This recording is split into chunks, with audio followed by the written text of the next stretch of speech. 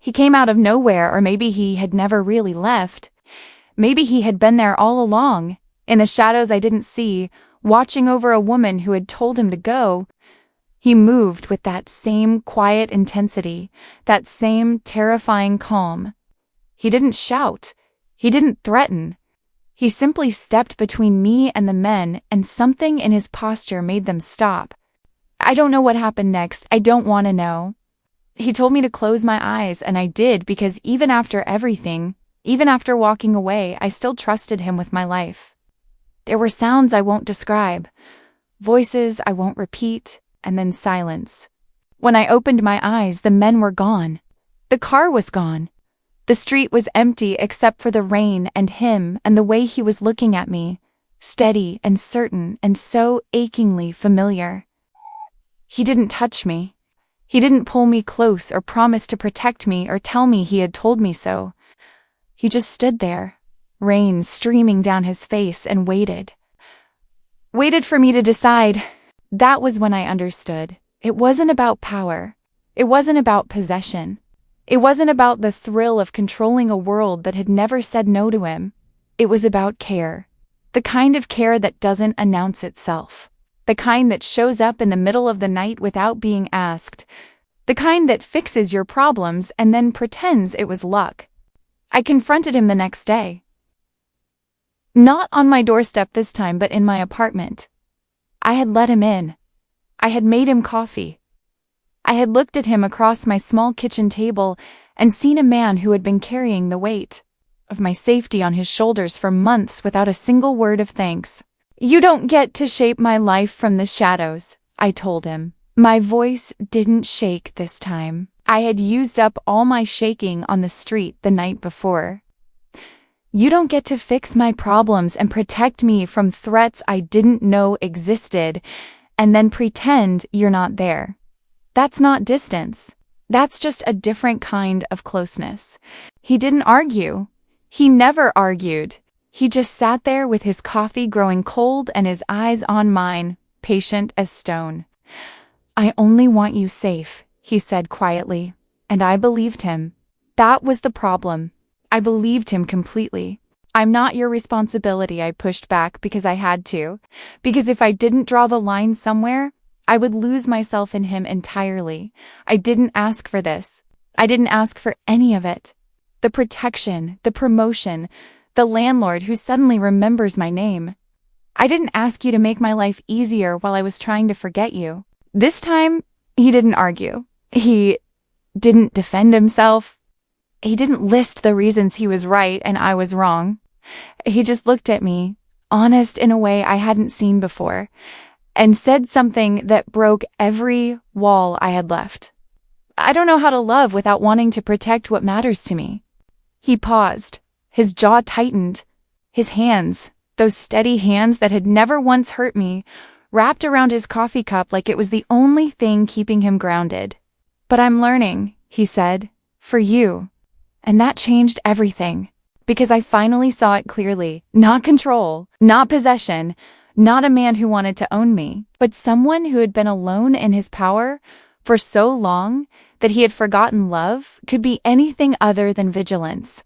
He wasn't trying to trap me. He was trying to keep me alive.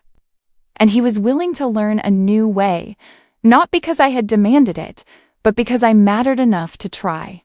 I crossed the kitchen. I took his cold coffee from his hands and set it aside. I took his face in my hands, those hands that had held empires and made men kneel, and I felt him tremble. "I don't belong to you," I said. Not cruel, just true. He looked up at me, and for the first time since I had known him, he smiled without reservation. Not the guarded smile of a man who had learned to hide his heart. Not the careful smile of a billionaire calculating his next move. Just him. Just the man I had fallen for before I knew his name. "You never did," he said gently. "Being with me has always been your choice. It will always be your choice. I don't want your submission, Amara. I want your company, your laughter, your terrible coffee, and your chipped nail polish and the way you hum when you think no one is listening. I want you. exactly as you are, exactly as you choose to be. Nothing more, nothing less. And somehow, that was what made me stay. Because in the end, the man I thought would overwhelm my world, the man I had run from because I was afraid of being swallowed whole, was the one who loved me carefully enough to let me keep it. My world, my choices, my small, quiet life, and still choose him. I didn't say yes that day. I didn't throw myself into his arms or promise him forever. I made him another cup of coffee, and I let him stay. I let him sit in my apartment with the cracked window and the squeaky floorboard and the secondhand couch. And I watched him look around at my small life like it was a palace. He came back the next day, and the next, and the one after that. He learned to make his own coffee. He learned to laugh at my terrible jokes. He learned that protecting me didn't mean hovering, that love didn't mean control, that safety could be a choice rather than a cage. And I learned that power didn't have to corrupt, that a man could hold the world in his hands and still be gentle with one small piece of it.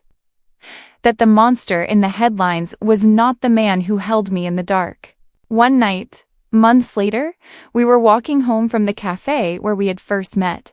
The same mismatched chairs, the same barista who knew my name, the same 2 cups of coffee, mine with too much sugar, his black. He reached for my hand, and I let him. Amara, he said, and my name was still a secret, still a promise, still the only word that sounded like home. I stopped walking. I looked up at him, this man who had terrified me, who had ruined me, who had rebuilt me without ever asking for permission. I'm not leaving again, I said.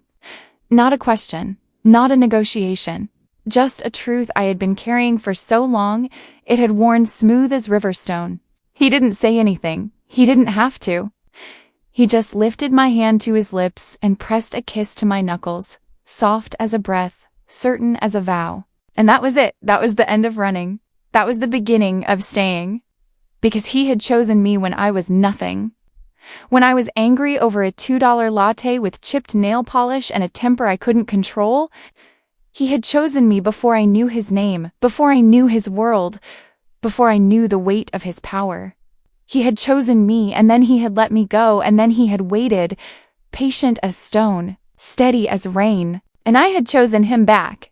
Not the billionaire, not the ruthless name, not the untouchable empire.